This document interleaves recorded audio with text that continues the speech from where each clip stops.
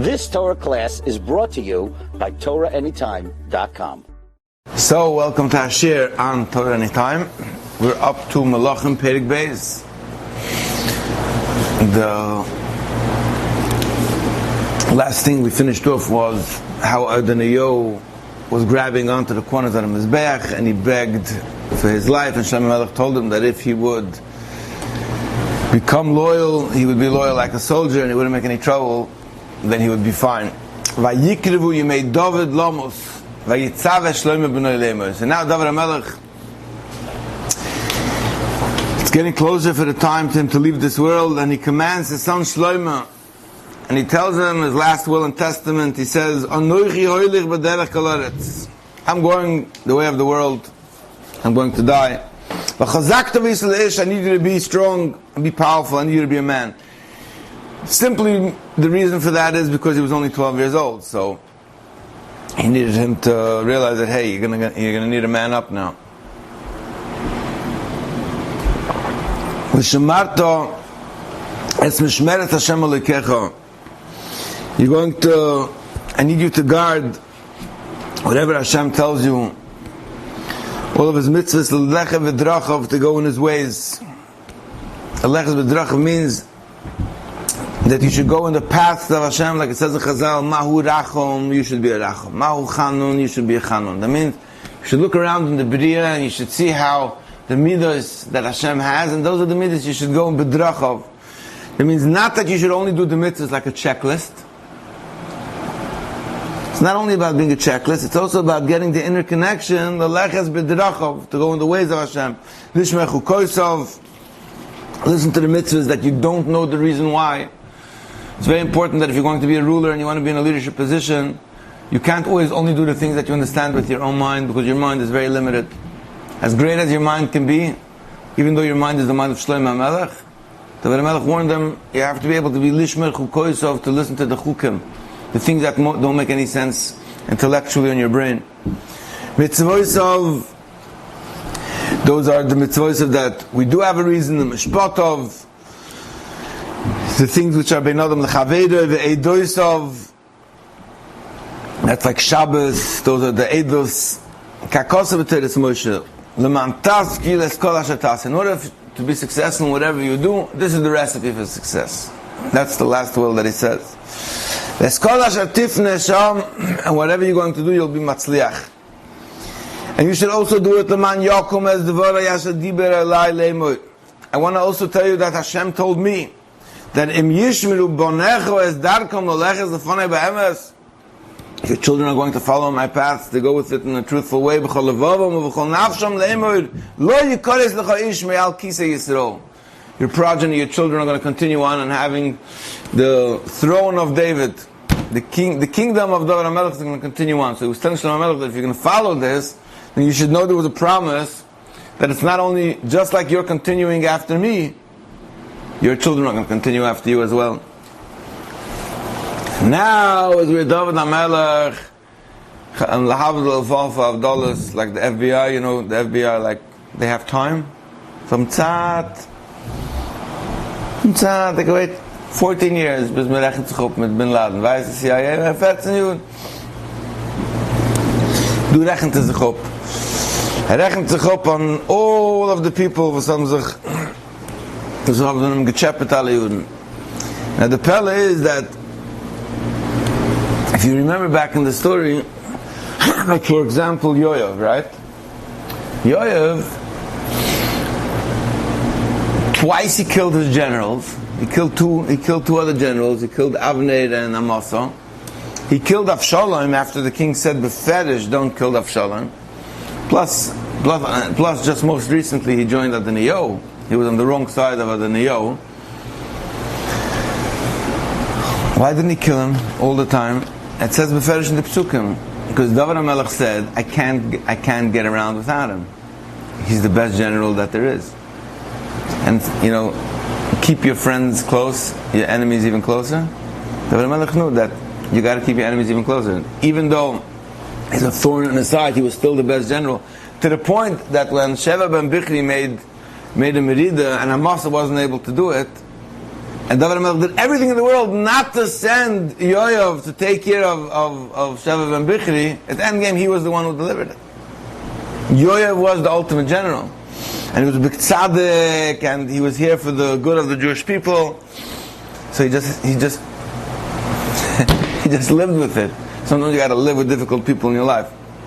But in the end of the game, he says, Gam ato yadaita. He says, Asher also li Yoav ben Tziruya. Asher also li Shnei Sarei Tzivos Yisrael Avnei ben Neid. You know what he did to Avnei ben Neid, who was the general from Shaul, who came to make peace. And I had an opportunity at that point to unite the entire kingdom of Israel, because I would have united the kingdom of Shaul or Binyamin with the kingdom of Yehuda, because I would have accepted him, and I did accept him. And he went slyly and he killed him. La'amosa ben Yeser. And that was the second time, which was Avshalom's general who came to join me. Both of them are his nephews. It's all in the family. But Yahargem, and he killed him.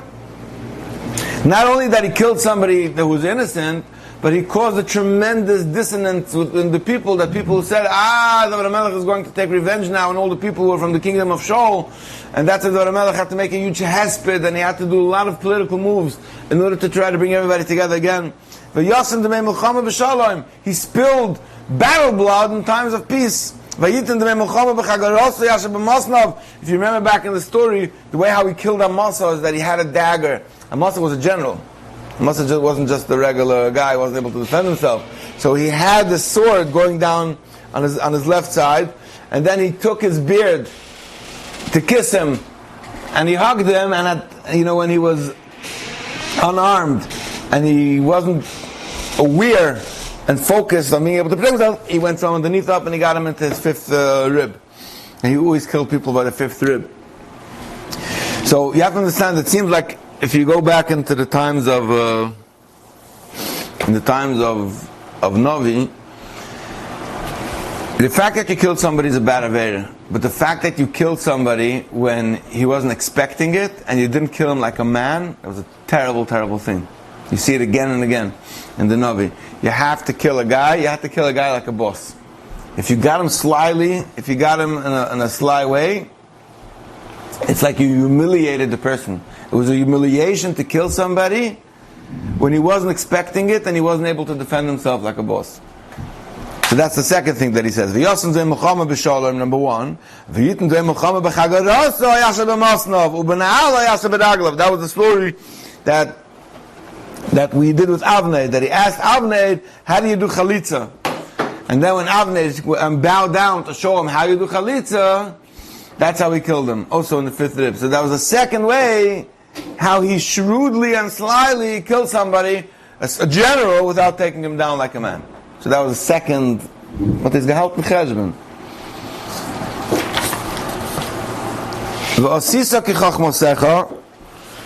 So I think like the midah keneged midah is that because he killed him slyly, right? He tells Shlomo HaMelech, you also be wise and figure out a way, some type of an aveda that you should be able to kill him. Now the question over here is, why did he have to tell Shlomo HaMelech to do it? Why is he telling him figure out a sly way to kill him? If he killed somebody who was innocent, then he could have just killed him plain as a ritzeach, or as a moed b'malchus. And the answer is that if you look in the Gemara and the Mefarshim, they're busy that Yoav had a taina that for example that Amasa on Avner he had a taina that he was a goyel adam, because Amasa killed Ashoel, because Avner killed Ashoel, killed his brother when Ashoel tried to kill him.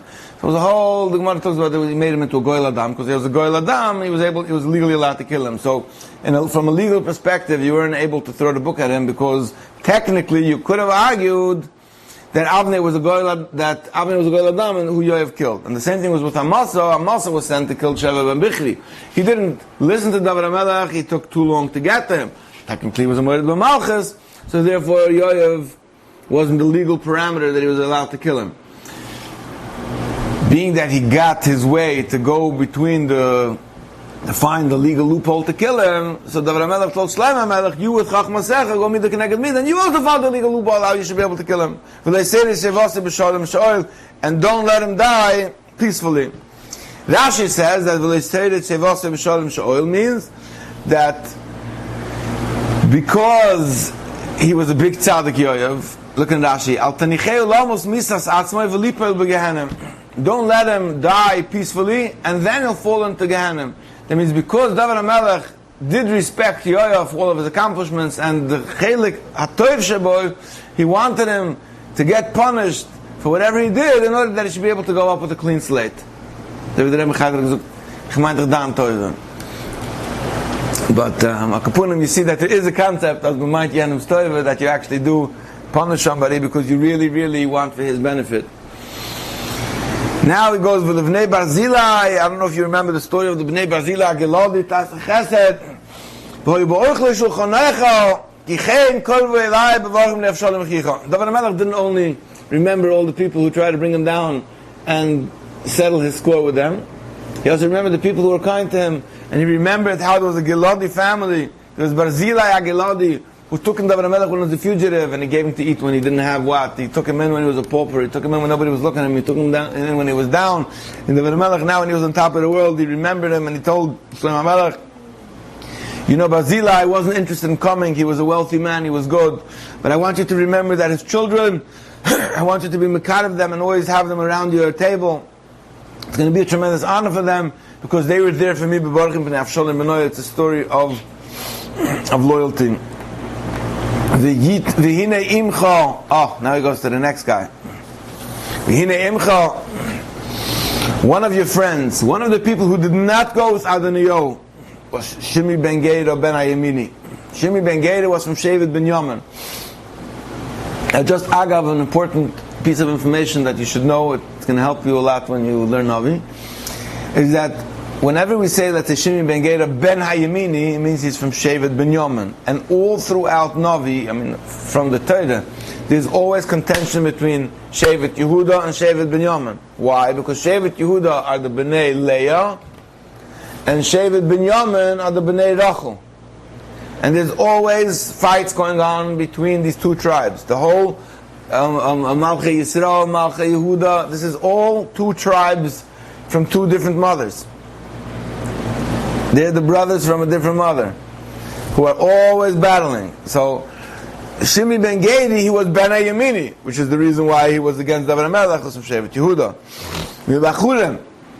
He came from Banchurim, which was in Nachlas ben Yamin.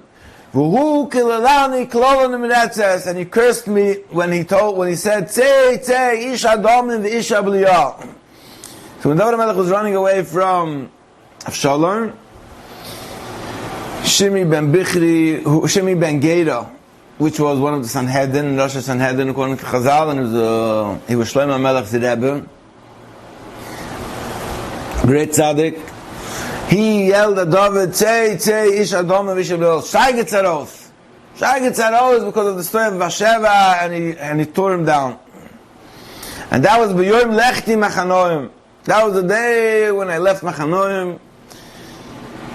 So what happened was like this. He cursed him out. Shimi tore him down ad offer. And he wanted to get, and somebody who was with David HaMelech, one of his soldiers, wanted to kill Shimi. Then Shimi ben Gera, B'shas Maisa. And David HaMelech didn't let him. And he said, Hashem Amalek Kalel. Hashem is the one who told him to curse him. He's a shliach from Hashem. I remember I once asked my Rav, like, on the one hand, he said, Hashem Amalek Kalel. It's all from Hashem. There's nothing to do, it's not something, it's like, if the mailman comes and he gives you a subpoena, are you going to kill the mailman? He's just a messenger. So the idea was, Hashem Amalek Kalel. And I remember hearing that Rabbi Usha Frein, from Yerushalayim, this was like one of the main themes in his message to his people. He had a lot of tzibirach on people who came with a lot of pain and a lot of anger and a lot of trauma. And they had anger and people on their past. And he always used to tell them, Hashem Amalek Kalel. David HaMelech told in the hardest time, when somebody was in the bottom of the barrel and somebody was now doichen even acher neufel.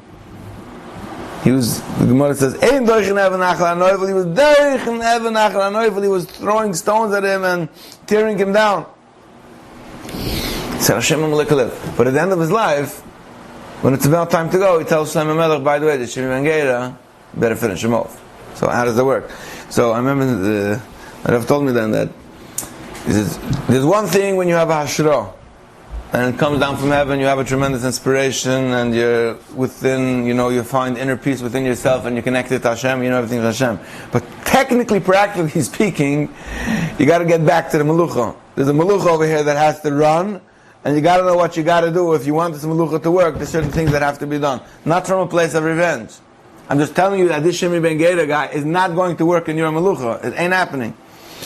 Now, Shimi Ben Gera was also shrewd, because b'yoyim lechti machanoim v'hu yarad l'krasi hayarden. So he was very shrewd, because the second he knew that Avshalom was dead, Shimi Ben Gera realized that David's coming back. He knew that he's going to get killed. So what did Shimi Ben Gera do? He ran back and he met David HaMelech when he was on the way back with his people, and he bowed down in front of him and he begged him to keep him alive. Now David HaMelech wasn't.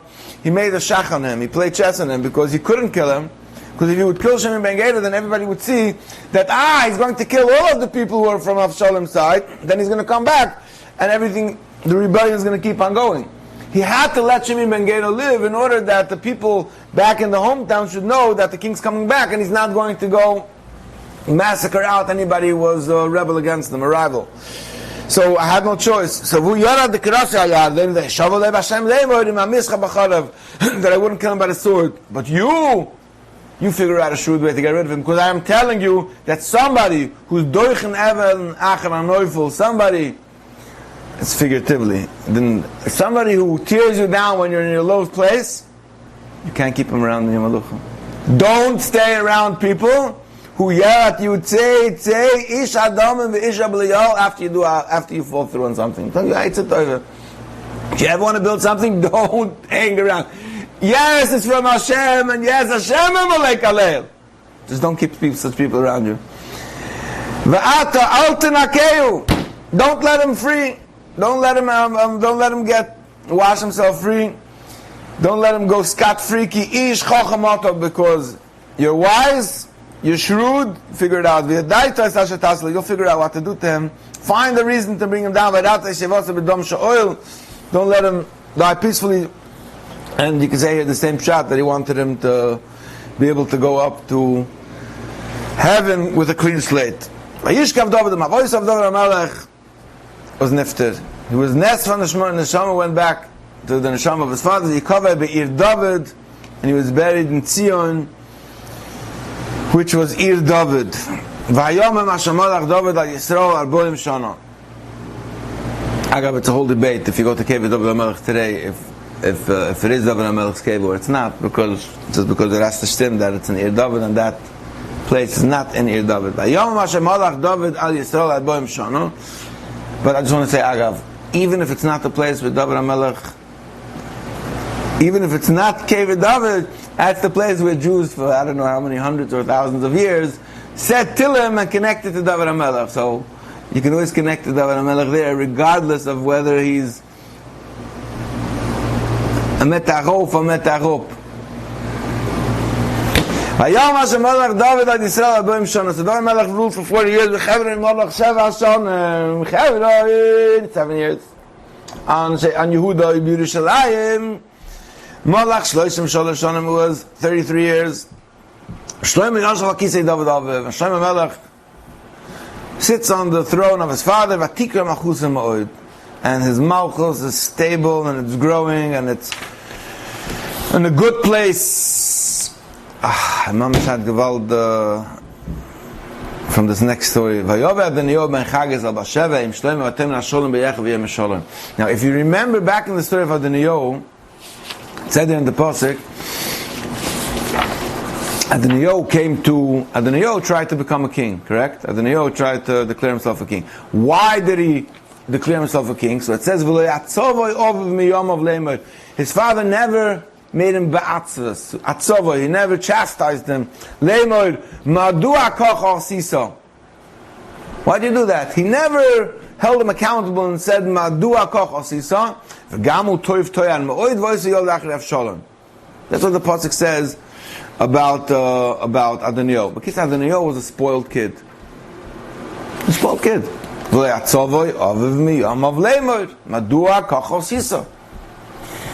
Because his father always gave in whatever he wanted, that's why he was able to declare himself and say, hey, I'm the king. After he gets smacked up, Shlomo HaMelech becomes the king and he realizes he's going to get killed, he begs for forgiveness, Shlomo HaMelech accepts it, and he stands there like a tatva and he says, I'm ready to be voil, I'm ready to serve you. Shlomo says, don't worry, go home. It's okay, I don't need you here to serve me. But I'm warning you that if you do even one move, Damim B'Roshcha. So the question is, why couldn't he just live his life out? He was given freedom. He was given a get out of death card. Why did he play this next game? That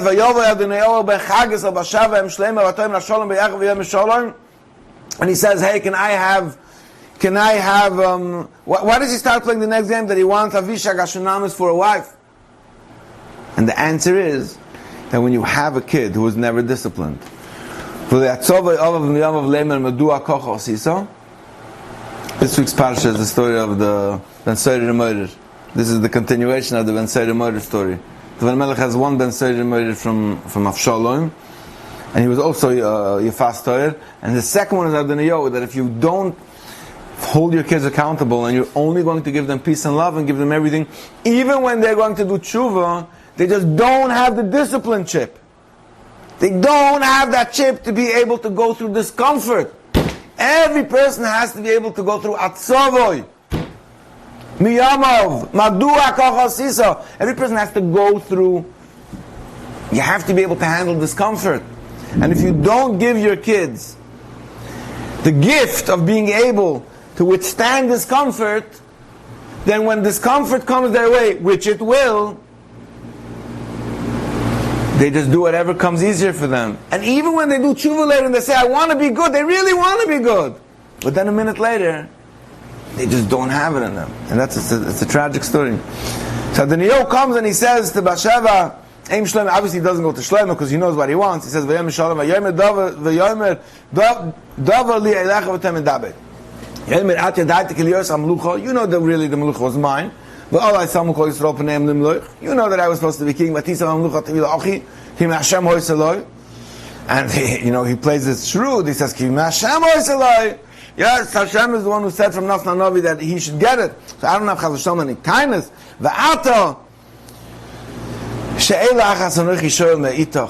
I'm asking you one thing. Al tashivu es panai. Don't turn my face away empty-handed. Don't turn my request away empty-handed. So Adoniyahu tells Bathsheba, even though you know the Shlomo HaMelech, Kilo Yosef es panayach, say that you shouldn't turn away your face empty. Give me Avishag Hashunamis. She was a sechenes. She was this, not wife of David HaMelech, who was there to warm him, and she was never married to him. He never had relations with her. So, therefore, I'm allowed to legally take her, even though you're not allowed to marry a wife of a king, but I'm allowed to take her.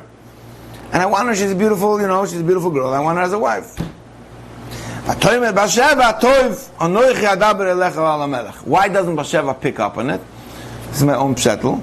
Because Bathsheba, at the end of the game, also knew that she took away the melucha from Adoniyahu. So probably she felt, I'm just saying my own Torah, guilty of sorts, that she took away from Adoniyahu the kingdom, and he was going to be Melech, and he was the Bechor, at least older than Shlomo.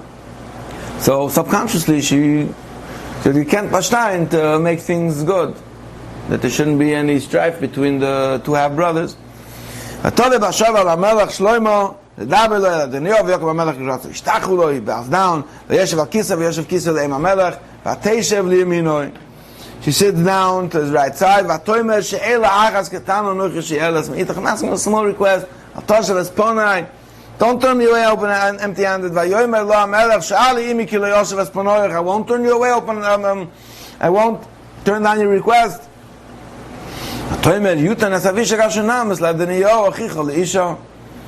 Give Avisha Gashonamis for a wife. Now, Shloim is shrewd. Shloim is wise. He helps the game. And he gets upset. Vayana Melech Shloim Vayom Leimoim. V'lama Atchayeles Es Avisha Gashonamis L'Adoniyo. He's taking something that belonged to the Sharvita Shel Melech. He's taking the scepter of the king. V'shali lo yasam melucha. So you're asking the kingdom, ki hu ochi agorah mimeni, he's the older brother. V'lo v'lev yasar hakohen v'lev ben Tzeruya. This is again the conspiracy. He sees through the whole game and he sees that, hey, he's again trying to get himself up there in order to take over and make another rebellion. And he said,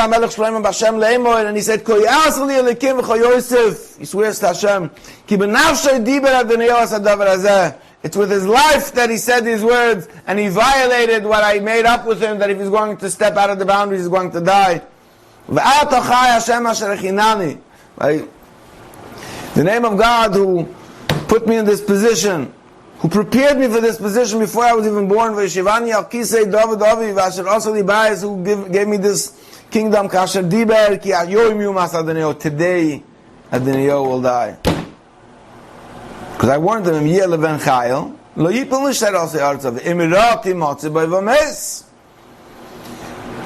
and right away he acted on it. He didn't wait. David HaMelech always waited. He didn't wait. He did it on the spot. You want to give it zwei patch, give it zwei patch and move on. Don't keep... David HaMelech held cheshbonis. For his whole life he held cheshbonis. Shlomo HaMelech said, no cheshbonis. We're done with this cheshbonis game. Vayishlach HaMelech Shlomo biyad ben Yehuda ben Yoyada vayivga boi vayamos. He sent ben Yehuda ben Yehuda, killed him. Now that he saw that there's tzadus over here, that there's again, he realized that he has to clean house. And also Avyasar is the second guy who was together with Adoniyo. He says, you get yourself out of here, go to Anosos, that's the kingdom, that's the Ir of Kehanim, the city of Kehanim. Anosos lech el sadecha. Ki ish mavasata, because you're a man of death, because you joined Adoniyo. You know why I'm not going to kill you? Because when David HaMelech was running away from Avshalom, he took along the Aron with him. And he stood there with the Aron, and he fasted with David, and he felt along with David. He was with David. He was one of the spies who went to help David. He said, therefore I'm not going to kill you because you were loyal to my father. You felt along, you fasted along when my father was in pain, you too were in pain. Therefore I'm not going to kill you, but being that you went on the wrong side, you were on the wrong team, you were on the Adoniyo's team, the only way I'm going to be safe is if you're going to stay stuck in Anosos, which is Ir HaKehanim. And he listened. Avyasar went there, he listened, and he was never killed. He didn't have this Adoniyo problem of not being able to bear discomfort. But you got a Shlomo, he took him away from being a Kohen, Gadol, Hashem, he demoted him. Why? Because Avyasar was an angel from Eli HaKohen. Eli HaKohen, if you remember back in Melachim Aleph, was cursed that he's not, that the Kohen Gadol shaft is not going to stay by him, and therefore now it became fulfilled. Now Yoav hears what's going on over here. Yoav knew that it's a problem here because he's next on line. He was the one who ran after Adoniyo. Although he didn't go after Avshalom, it's not clear over here what it means. Whatever. There's two different ways how the Mefarshim understand it. Yoav also tried to run to do the same thing Adoniyo did the first time around, which he was going to run into the embassy, into the God embassy where you're going to be protected. He runs into the Oil Hashem. He grabs onto the horns of the Mizbeach. He's grabbing on the Mizbeach because Shlomo is not going to be leichal as Makoyim HaKodesh. He's not going to be mechal the holy place to kill somebody there. Vayugad lamelech Shlomo kinos Yoav v'lo el Hashem. V'nei etzel mizbech, he's by the mizbech. V'yishlach Shlomo as b'nei Yoav ben Yehoido lemer. He sends the general, and he tells him, Lech pegaba, go kill him. So, why did he say? So, because Yoav ran away, that's how Shlomo found the shrewd way, how he was going to set him up and trip him. Because again, the game was that he was going to have to trip Yoav, because Yoav killed people by tripping them. Yoav says, now he's creating, when he says Koyam HaMelech, he's creating a command from the king, and that if you don't listen to it, you'll moed b'malchus. Say, leave. No! Here's the Merida b'malchus. Kipoyamos! Here I will die. Because he realized he's then we're going to get killed. So Yoav wanted to make that Shlomo HaMelech should have to be Metama, the Oil Hashem. Yosef ben Yoas HaMelech, Dover Le'emoyse ben Yo, goes back to Shlomo HaMelech, and he says, hey, he didn't listen, he disobeyed the king. Koy diber Yoav v'choyononi. HaMelech, Asei kasher diber. He tells ben Yo, listen to what Yoav said. Yoav said, Kipoy Amos. Listen to him. He said, kill me here, Kipoy Amos. Kipoy Amos. And he didn't care. Shlomo didn't care that the oil is going to become a tameh, because he had the ilah, he had the excuse that he was able to kill him and have the midah pay back. Uvgaboy ukvartoy, bipageya kill him, ukvartoy, and bury him with great honors. So that's another wisdom of Shlomo HaMelech, where he understood that even though he had to take care of Yoav, he was still a general, and he was still somebody who was extremely loyal and was extremely prominent and beneficial for the Jewish people.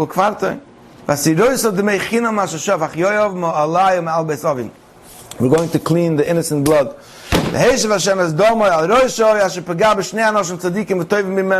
He killed two great tzaddikim, two righteous people,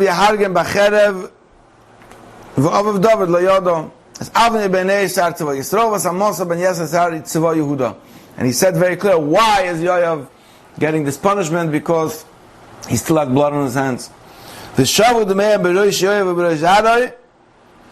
And the responsibility will return on the head of Yoav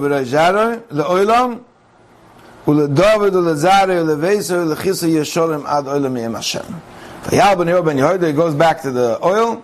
He kills Yoav. And Rashi says that why bebeisa b'midbar? Because bebeisa pesuach la'aniyim k'midbar. Yoav's, the general Yoav's house was open k'midbar. It was open for aniyim. He was a tremendous kind person who helped all of Klal Yisrael. So they buried him with honors in this place, because it was the place where he had thousands of people or hundreds of people come to him as guests. And to Andram, Hitam HaMelech has been Yoav ben Yehoido Tachta Valatzova. Stam Agav.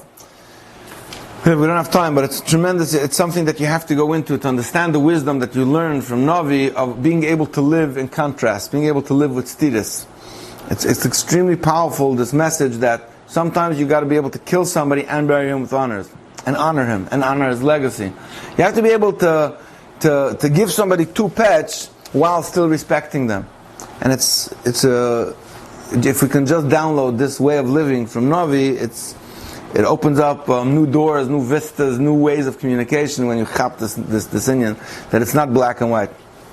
People are never black and white. People are complex, and you have to know how to go in between. He places Ben Yoav ben Yehuda to be the new general, so now he's cleaning out his old cabinet, setting up his own government. So now is the last person that he has to clean house with. He calls Shimi ben Geda, which was his Rebbe, and he was one of the Sanhedrin. Build yourself a house, stay here. So they say to Misham Onava, don't go back and forth. Why did he say don't go back and forth? Because that's how he's creating the shrewd way that if he's going to break that, then he's going to have a legal pretext to be able to kill him. You're going to leave Yerushalayim, v'avartas nachal Kidron, you're going to go over the Kidron Valley, you're going to die. So you've been warned, and I'm giving you a way how you should stay safe. Accepted. That's what I'm going to do. He stays in Yerushalayim Yomim Rabim many days. What's Yomim Rabim? It goes by 3 years. Two slaves escape from Shimi's fields, from Shimi's home. They said, your two slaves, your two avodim ran away. So Shimi goes on his chamoir, and he goes himself. He didn't want anybody to know. He wanted it to stay secret that he's running after them. He also realized that there's no way that Ochesh B'Macha Melech Gas is going to, there's no way he's getting back these avodim if he doesn't go get them himself. And he also figured that he's going on the other side. He was told not to go to Gichon, which is the side of Binyamin. And the reason why Shlomo Melech told me don't go there, because he doesn't want me to make a rebellion to join Sheva Binyamin. He's going the other direction, so it's not an issue. You know how rationalizations work, how you figure out in your mind an excuse of why the original thing that you made up isn't relevant here. Which is what Shlomo knew Shimi is going to do. And that's how we got him. He goes there, King of God gives him back his slaves, mission successful, even though he did it slyly, in the middle of the night, clandestinely. He went to Gas and he came back. It would be so easy for Shlomo Melech to say, okay, let me make believe I didn't know this. Let me make believe I didn't see it. Why do I have to see everything? Shlomo Melech was a king. Didn't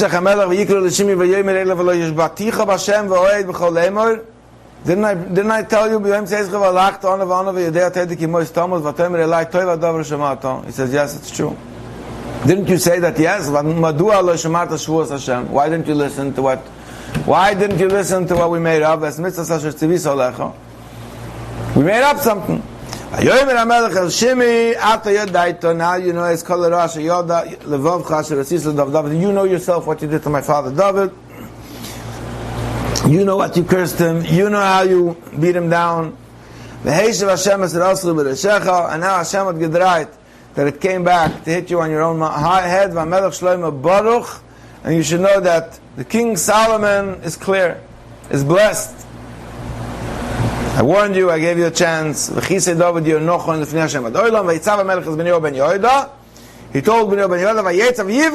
he struck him down. And the Melucha was built up in the hands of Shlomo. You've just experienced another Torah class brought to you by TorahAnytime.com.